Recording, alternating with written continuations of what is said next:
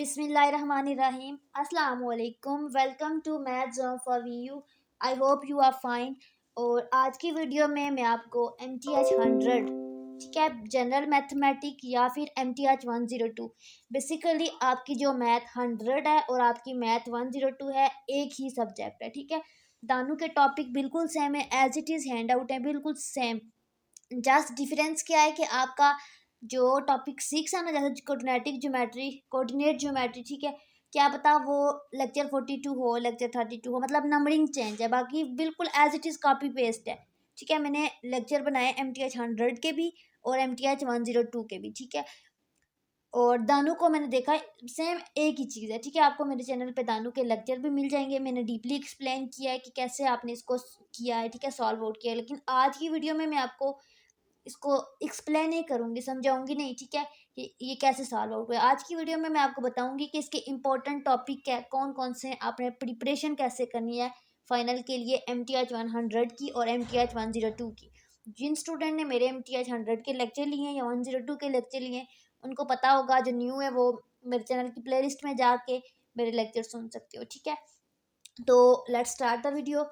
First of all, जो आपका final का सिलेबस है, आई डोंट नो कि वो टॉपिक 6 से स्टार्ट हो रहा है या टॉपिक 7 से स्टार्ट हो रहा है, ठीक है, मुझे इतना एग्जैक्टली पता नहीं है।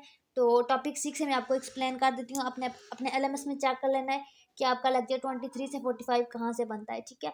तो फर्स्ट टॉपिक है कोऑर्डिनेट जियोमेट्री, ठीक है। कोऑर्डिनेट जियोमेट्री होती क्या है, तो इसमें देखिए सबसे इंपॉर्टेंट जो चीज़ है, डिस्टेंस बिटवीन 2 पॉइंट, ठीक है, ये मैंने हाईलाइट कर दिया है। मिड पॉइंट बिटवीन 2 पॉइंट और स्लोप, ये तीनों चीज़ें बहुत ज़्यादा इंपॉर्टेंट है।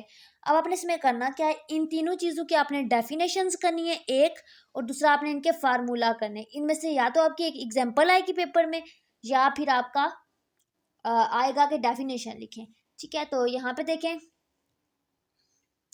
First of all distance between 2 point, ठीक है। इस इन तीनों चीज़ों में आपको क्या होगा कि 2 पॉइंट होंगे। जैसे ये देखें, A पॉइंट गिवन है और ये देखिए B पॉइंट गिवन है। अब आपको 2 पॉइंट गिवन होंगे और आपने उनका डिस्टेंस निकालना है या फिर मिड पॉइंट निकालना है या फिर स्लोप निकालना है, ठीक है। क्वेश्चन में ये होगा। आप अब जब डिस्टेंस निकालोगे तो ये आपके पास डिस्टेंस का फार्मूला है, ठीक है। दोनों पॉइंट गिवन है, आपने डिस्टेंस फाइंड आउट करना है। नेक्स्ट आपने मिड पॉइंट निकालना है, तो यही पॉइंट दो गिवन होंगे, आपने ये वाला फार्मूला यूज़ करना है, ठीक है। और ये उसके बाद स्लोप है, स्लोप में भी आपको यही 2 पॉइंट गिवन होंगे और आपने ये स्लोप का फार्मूला लिखना है। और स्लोप को M से रिप्रेजेंट करते हैं, ये आपका MCQs आ सकता है, ठीक है। यहाँ से ये तीन चीज़ें आ सकती हैं। उसके बाद प्रॉपर्टी ऑफ ग्रेडियंट इंपॉर्टेंट है, ठीक है। इसकी ये सारी प्रॉपर्टीज जो है ना, ये सारी आपने रीड आउट कर लेनी है। इसमें से हो सकता है आपका 2 नंबर का क्वेश्चन आ जाए कि राइट 2 प्रॉपर्टी, या 5 नंबर का आ जाए राइट 5 प्रॉपर्टी, या फिर इसमें से कोई MCQs आ जाए, ठीक है। जैसे आ जाए two line segment that are dash will have same slope, तो आपको पता होना चाहिए सेम स्लोप कब होता है, ठीक है, और पैरेलल कब होता है, परपेंडिकुलर सारा, ठीक है। ये आपने रीड आउट करना है अच्छे से। उसके बाद स्लोप की एग्जांपल आ सकती है, मैंने बता दिया है कि आपको 2 पॉइंट गिवन होंगे, ठीक है, और आपने स्लोप फाइंड आउट करना है। तो ये 2 पॉइंट आपने पुट करने और देन सॉल्व आउट करना है, ठीक है। उसके बाद नेक्स्ट आपके पास इंपॉर्टेंट है स्लोप इंटरसेप्ट क्या होती है, ठीक है। ये ये डेफिनेशन आपने निकालेंगे स्लोप इंटरसेप्ट की, ठीक है। अच्छा, इसमें आपके पास होता है y is equal to mx plus c, इसकी फॉर्म होती है, ठीक है, स्लोप इंटरसेप्ट फॉर्म में यहाँ पे ड्रा, ठीक है, ये होती है slope intercept form. y is equal to, ये इक्वेशन होती है, ठीक है, इसकी mx प्लस सी, ठीक है, ये आपने माइंड में रखनी है। उसके बाद नेक्स्ट ये देखिए, कह रहे हैं कि आपको ये इक्वेशन गिवन है, ठीक है, इन स्लोप इंटरसेप्ट फॉर्म। तो मैंने बता दिया ये वाली स्लोप इंटरसेप्ट फॉर्म होती है, इस फॉर्म में आपको गिवन है, तो आपने इसमें से स्लोप बताना है। तो देखें, जहाँ पे भी x होगा, यहाँ पे अगर आप गौर से देखें तो x के साथ m है, m स्लोप होता है, तो जहाँ पे भी x वाला नंबर होगा ना, उसके साथ वाला आपके पास स्लोप होगा, ठीक है। तो यहाँ पे देखें, आपके पास y एक साइड पे होना चाहिए, ठीक है, ये आपने y को एक साइड पे करना है। ये देखिए आपके पास ये स्लोप आ गया, इसको सॉल्व आउट किया तो m इसके साथ है, तो 3/4 आपके पास स्लोप है, ठीक है। अब आपके पास ये बताना है कि स्लोप पैरेलल कब होता है, ये इंपॉर्टेंट है बहुत, ठीक है, और स्लोप परपेंडिकुलर कब होता है, ये दोनों केसेस आपने पढ़ लेने। उसके बाद नेक्स्ट है आपके पास इक्वेशन ऑफ सर्कल, ये भी इंपॉर्टेंट है। इक्वेशन ऑफ सर्कल आपको पता होना चाहिए, ये इक्वेशन ऑफ सर्कल होती है। इसमें आपको एग्जाम्पल देंगे, आपने इस फार्मूला को माइंड में रखना है, याद करना है। जब आपको फार्मूला आता होगा तो आप इसको कंपेयर करके सॉल्व आउट कर सकते हैं। उसके बाद ये जो होता है सेंटर होता है एच और के, ये भी याद रखना है, आपको पता होना चाहिए इसका सेंटर एच के होता है। ठीक है, अगर आपको कहें कि यहाँ से सेंटर ढूंढे तो आप एच, जहाँ पे एच है और जहाँ पे के है वहाँ से वैल्यू पिक कर लेनी है। उसके बाद रेडियस की, इसकी एग्जांपल भी आ सकती है 5 नंबर के क्वेश्चन में। नेक्स्ट है ट्रिग्नोमेट्रिक, तो इसमें आपको ये पता होना चाहिए, ये प्रॉपर्टी ऑफ कोसाइन फंक्शन ये आ सकता है, साइन फंक्शन, कोसाइन फंक्शन या फिर टेन फंक्शन, तीनों की प्रॉपर्टीज इंपॉर्टेंट है। ठीक है, पीरियोडिक फंक्शन की डेफिनेशन रीड आउट कर लेनी है। उसके बाद ये साइन फंक्शन की प्रॉपर्टी रीड आउट कर लेनी है, इसमें से एमसीक्यूज आएंगे, क्वेश्चन आ सकता है। टेन फंक्शन की प्रॉपर्टी, ये सारी प्रॉपर्टी एक भी स्किप नहीं करनी, डेफिनेशन भी। ये मैंने डीपली एक्सप्लेन किया हुआ इस वीडियो पे, मैंने 2 लेक्चर बनाए थे। ठीक है, वहाँ पे एक्सप्लेन किया है। ठीक है, आपने डिफरेंस वहाँ से देख लेना है लेक्चर से। ठीक है, लेक्चर का लिंक मैं इसी वीडियो की डिस्क्रिप्शन में ऐड कर दूंगी। उसके बाद एम्पलीट्यूड क्या होता है, ये जो ऐसे वैल्यूज होती हैं ऊपर नीचे, ऐसे बहुत ऊंची वैल्यू, बहुत नीचे वाली वैल्यू। ठीक है, तो ये सारी चीज़ें आपके पास एम्पलीट्यूड में आ जाती हैं। ठीक है, ये आपने डेफिनेशन कर लेनी है, आपके एमसीक्यूज में आती है, आई भी थी मीटा में, आपको याद होगा, आपका जो क्विज नंबर 3 आया था उसमें। उसके बाद नेक्स्ट ये बता रहे हैं कि इनके ग्राफ कैसे हैं, बस इसको छोड़ दें। अच्छा, ग्राफ आया भी तो ऐसे आएगा, ये डायग्राम आ जाएगी और पूछ लेंगे ये किसका ग्राफ है, साइन का, कॉस का, टेन का। ठीक है, एमसीक्यूज आ सकता है। इनवर्स फंक्शन की डेफिनेशन आपको आनी चाहिए, इनवर्स फंक्शन को कैसे सॉल्व आउट करते हैं उसकी एग्जांपल को आपने एक दफ़ा समझ लेना है, आपको इतनी मुश्किल नहीं समझ आ जाएगी। ठीक है, उसके बाद इनवर्स ऑफ कोसाइन फंक्शन क्या होता है, उसकी रेंज और डोमेन क्या होती है। ठीक है, ये भी आपने ये देख लेना, ये आता है कि इनवर्स ऑफ कोसाइन फंक्शन है अगर, तो उसकी डोमेन क्या है और उसकी रेंज क्या है। ठीक है, तो डोमेन -1 से 1 है और रेंज 0 से पाई है। ठीक है, इसी तरह आपके पास आ जाता है इनवर्स ऑफ टेंजेंट फंक्शन है, तो उसमें आपके पास डोमेन क्या है। ठीक है, उसमें आपके पास रेंज क्या है। ठीक है, ये -π/2 π/2। ठीक है, ये आपने रीड आउट कर लेना, मैं हाईलाइट कर रही हूँ, आपको ये हैंड आउट भी मिल जाएंगे। ठीक है, हाईलाइटेड। उसके बाद यहाँ पे, अच्छा इसको बस रीड आउट कर लेना। नेक्स्ट है आइडेंटिकल इक्वल। अच्छा, 2 चीज़ें अगर 2 फंक्शन आपस में इक्वल हैं ये तो, ठीक है, ये भी रीड आउट कर लेना। कंडीशनल इक्वेशन क्या होती है, इसकी डेफिनेशन आपने रीड आउट करनी है। अच्छा, ये बहुत ज़्यादा इंपॉर्टेंट है, रेसिप्रोकल आइडेंटिटीज, कोशेंट आइडेंटिटीज, ये सब चीज़ें बहुत ज़्यादा इंपॉर्टेंट है। ठीक है, पीरियोडिक प्रॉपर्टीज, इवन और ये पैथागोरस आइडेंटिटी। ठीक है, अच्छा इसमें आपके पास कैसे आएगा, देखें, या तो आपके पास इस तरह से एमसीक्यूज आ जाएगा, इन चारों में से कोई भी आ सकता है, secant theta is equal to 1/cos theta, ऐसे आ जाएगा। या फिर आपके पास आ जाएगा, आपके पास कोई क्वेश्चन आ जाएगा सॉल्व आउट करने वाला, उसको आपने ब्रेक डाउन करना होगा, कोसिकेंड को 1/sin लिखना होगा। ठीक है, आगे एग्जांपल आएंगी तो ये आपको अच्छे से बेसिक ट्रिग्नोमेट्री की जितनी भी आइडेंटिटीज है ना, ये सारी। ठीक है, पेज नंबर, ये वाला जो पेज है बहुत ज़्यादा इंपॉर्टेंट है, ये सारा आपने एक भी स्किप नहीं करना, ये सारे फार्मूले आप कॉपी पे लिख लें, आप के लिए आसानी हो जाएगी। ठीक है, ये सारा, ये प्रूव, अब ये देखें जो प्रूव आप करेंगे यहाँ पे एग्जांपल, तो यहाँ पे देखिए टेन यूज़ हो रहा है, साइन यूज़ हो रहा है, तो इसको आप तोड़ोगे तो यही जो ऊपर आपने फार्मूले किए है ना 41 पेज पे सारे, ये वही यूज़ होंगे आगे। ठीक है, एग्जाम्पल्स में, तो ये 5 नंबर का क्वेश्चन पेपर में यहाँ से आएगा, ये माइंड में रख लें। ठीक है, सम डिफरेंस फार्मूला आपको ये सारे पेज, ठीक है, 61 62, इसमें से कुछ भी स्किप करने वाला नहीं, 42, ठीक है, सॉरी 42 पेज। अच्छा, नेक्स्ट है टॉपिक 8 स्टैटिस्टिक। इसमें बस आपने, डाटा क्या होता है, किसी भी चीज़ की कलेक्शन, किसी भी चीज़ का मजमुआ, pieces of numerical and non numerical information. ठीक है, बस कोई भी इन्फॉर्मेशन इकट्ठी कर लो, उसको हम कहते हैं डाटा। स्टैटिस्टिक की डेफिनेशन क्वालिटेटिव क्या होती है, क्वांटिटेटिव क्या होती है, डिफरेंस आ सकता है, कंटिन्यूस क्या होता है, डिस्क्रीट क्या होता है, इसका डिफरेंस आ सकता है, बस इसकी डेफिनेशन कर लें। उसके बाद ये बस एक दफ़ा रीड आउट कर लें, मुझे नहीं लगता इसमें से कुछ आएगा। ठीक है, अच्छा, population is defined as, population की डेफिनेशन रीड आउट कर लेनी है, बस सैंपल की डेफिनेशन रीड आउट कर लेनी है, पैरामीटर की रीड आउट कर लेनी है। उसके बाद मोस्ट इंपॉर्टेंट यहाँ पे जो है इस लेक्चर में, वो है मेजरमेंट स्केल। मेजरमेंट स्केल में से ज़रूर कुछ आएगा, या तो आपको पास यहाँ से एमसीक्यूज बना के पूछेंगे बीच बीच में से, या आपके पास कहेंगे नॉमिनल स्केल के बारे में लिखें, ऑर्डिनल स्केल के बारे में लिखें 2 नंबर का, या फिर 5 नंबर का आ सकता है, सारे लिखें स्केल। ठीक है, रेशियो स्केल भी आपने रीड आउट कर लेना है। ठीक है, इसमें से एमसीक्यूज भी आ सकते हैं, इसको स्किप नहीं करना। नेक्स्ट लेक्चर नंबर 9 में आपने करना है फ्रीक्वेंसी डिस्ट्रीब्यूशन। ठीक है, कि फ्रीक्वेंसी को कैसे आपने डिस्ट्रीब्यूट करना है, बस इसकी डेफिनेशन कर लेना। रिलेटिव फ्रीक्वेंसी क्या होती है, ठीक है, ये, ठीक है, यहाँ तक। उसके बाद कम्युलेटिव फ्रीक्वेंसी क्या होती है, ये बस यहाँ तक। अच्छा, उसके बाद ये आप एग्जांपल देख लेना कि कैसे इसको सॉल्व आउट करते हैं। ये मैंने प्रॉपर एक्सप्लेन किया हुआ है। बार चार्ट क्या होता है, तो ये आपको बस क्या पता है, एमसीक्यूज आ जाए, आपको पता होना चाहिए बार चार्ट की शक्ल कैसी होती है बस। उसके बाद फ्रीक्वेंसी डेंसिटी रीड आउट कर लेना। कम्यूलेटिव फ्रीक्वेंसी का ग्राफ कैसा होता है ये आपको देख लेना, ऊपर आपको पता चल जाएगा। ठीक है, उसकी एग्जांपल। अच्छा, सर्कल ग्राफ कैसा होता है ये भी आपने देख लेना है। ठीक है, पाई चार्ट जो होता है ये आपने रीड आउट कर लेना है। ठीक है, इसकी डेफिनेशन ये सारा। ठीक है, मैं हाईलाइट कर रही हूँ। अच्छा, उसके बाद नेक्स्ट लेक्चर नंबर 10 में मेयर ऑफ सेंट्रल टेंडेंसी। तो इसमें बस इतना ज़्यादा इंपॉर्टेंट नहीं है।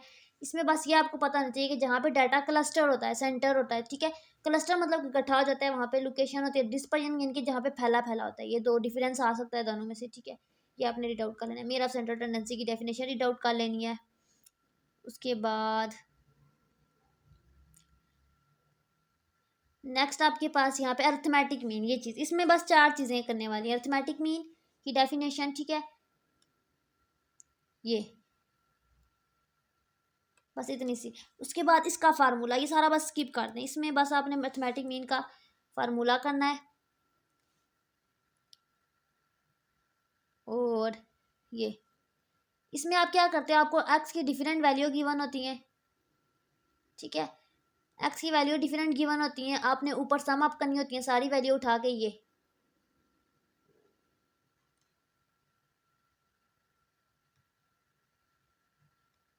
ठीक है, ये आपको एक्स की वैल्यू गिवन होती है, उनको प्लस करना होता है, नीचे टोटल नंबर लिखना होता है। ठीक है, ये इसका फार्मूला आपने रीड आउट कर लेना, इंपॉर्टेंट है, इसकी एग्जांपल आ सकती है। ठीक है, ये भी इंपॉर्टेंट है। इसमें ज्योमेट्रिक मीन इंपॉर्टेंट है, इसकी डेफिनेशन करनी है। ठीक है, ये भी कर लेना है। उसके बाद नेक्स्ट आपने करना है इसकी एग्जांपल को।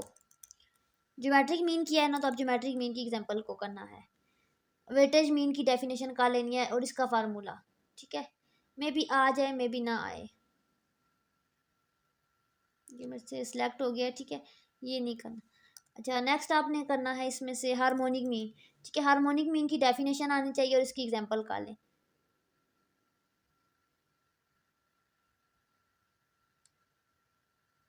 यहाँ पे लिखना है it involve rate and ratios. ठीक है, उसके बाद इसका फार्मूला कर लेना, ये इसका फार्मूला है। ठीक है, ये मेंशन नहीं हो रहा क्योंकि ये पिक्चर है। उसके बाद नेक्स्ट डिस्टेंस। ठीक है, नहीं,